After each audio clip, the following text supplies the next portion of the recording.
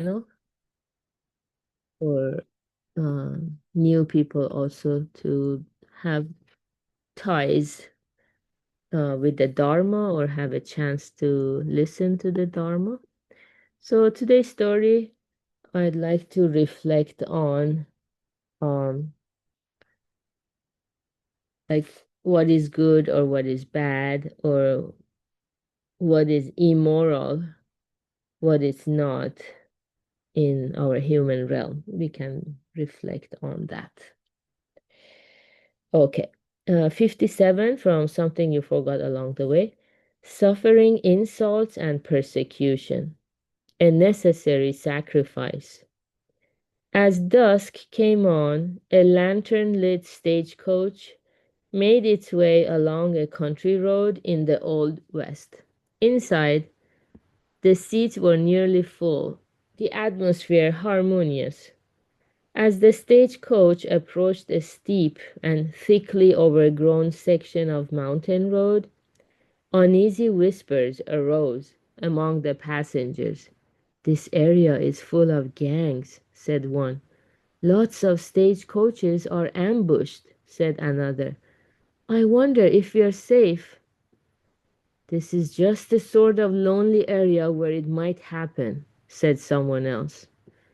A young man turned trembling to the dignified gentleman sitting next to him. "Is it true? I'm carrying $3,000 that I earned with my sweat and blood. It means my very life. What'll I do?" The gentleman nodded and said, "I have an idea. Hide it in your boot. They'll never look there." The young man quickly followed this advice, and not a moment too soon. Just then the stagecoach came under attack. A gang of robbers stormed aboard and began methodically stripping passengers of their valuables. All at once the gentleman cried out, "This fellow is carrying a fortune in his boot."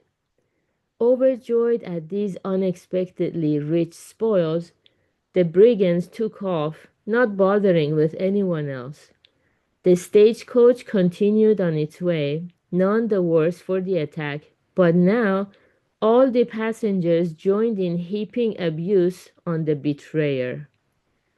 The young man accused him wildly of being in league with the robbers.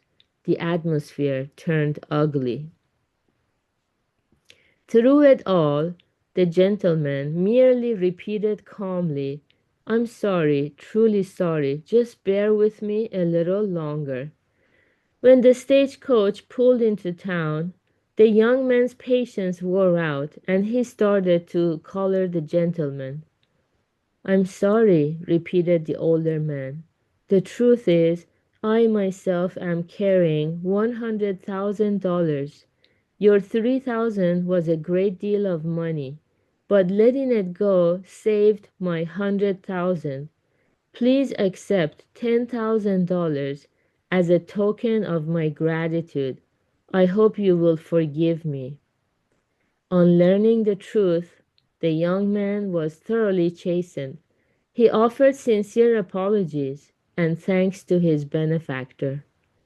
It is well to realize that sometimes in life it is necessary to disappoint others for a time and suffer insults and persecution in order to accomplish a greater purpose. Okay, very good. So, yeah, there are several lessons we can see in this short story. I think one of them is, how relative everything is. And for example, the young man who earned $3,000 with sweat and blood, it was his very life. He was so, mm, felt betrayed or sad, angry that, his $3,000 got stolen by the robbers. But then instantly, when his money more than tripled, he received 10,000 as a token of the gentleman's gratitude.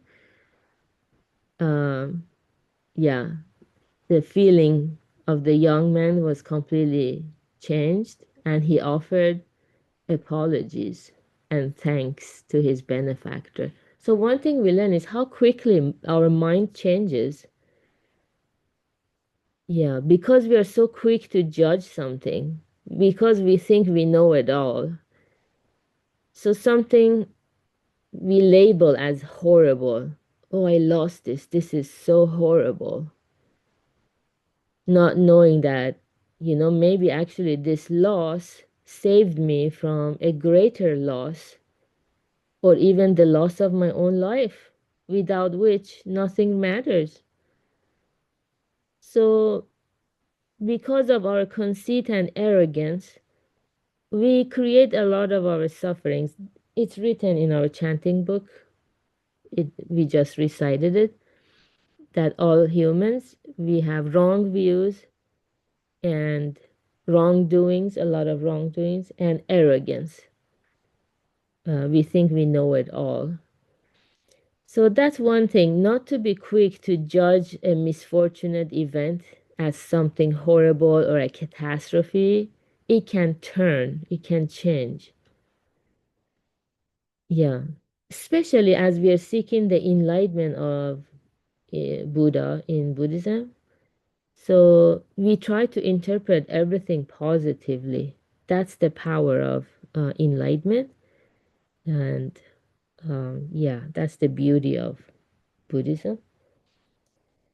So that's one thing. And then, yeah, I was saying at the beginning, what is immoral? We are also very quick to judge. Oh, this is so immoral. This elderly man, he deceived the young man. We see one little snapshot incident and we put a seal on it, label on it, and judge it. But actually, in this case, the gentleman, he had a good intention. And also, he created win-win situation. Every day I hear or see so many examples of lose-lose situations. Um, yeah, people who hoard their money, for example, or hoard their energy or their time or their kindness, they don't practice generosity, and then it becomes lose lose. I was just telling someone, offer some money, it's called like appreciation money, and let this person help you out with, let's say, cleaning your garage. It's create a win-win situation. What is the use of money if it's not put in circulation in society to create goodness for all of us to move towards enlightenment? What is the value of money? Just a piece of paper. So creating win-win.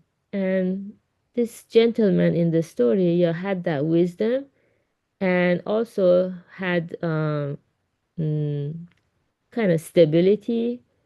Some people, when they don't have serenity or stability of the mind, after they get what they want, they forget about the promises they made even to themselves. So this dignified gentleman, in his mind, he was already deliberating that he's gonna give the younger man $10,000 as a token of his gratitude. Um, but then some people, when they reach safety, the burglars are gone, the stagecoach arrives at its destination, now he's safe. They forget about what a predicament they were in. This forgetfulness also, it's not good for us. It shows our mind is unsteady or unstable and it's not consistent. Yeah, we want to be truthful, sincere as much as we can. But that's what is taking us all the way to true happiness. So, yeah, so this gentleman, he could have kind of changed his mind and broke the promise he had created in his own mind, but he followed through. He carried it out. He carried it out, and he created this beautiful win-win situation. So Yeah, we had a right view lab last night talking about upaya or provisionals, how Buddha utilizes these provisionals to pull us to the truth, because truth is something we cannot fathom. Like absolute happiness, we cannot fathom it until we get there. So something we cannot imagine, uh, we don't know what it is to go after it. So Buddha is utilizing provisional and expedient means. So when we go through sufferings in life, instead of just being angry, it's better to interpret it positively and listen to the Dharma all the more to understand the cause and effect relationship. So good job everyone for being here practicing together. We have Hattori Sensei's class today and have a beautiful Tuesday. Bye. Thank you, Beta. Thank you, Gary. Thank you, Peter. My pleasure. Have a good one.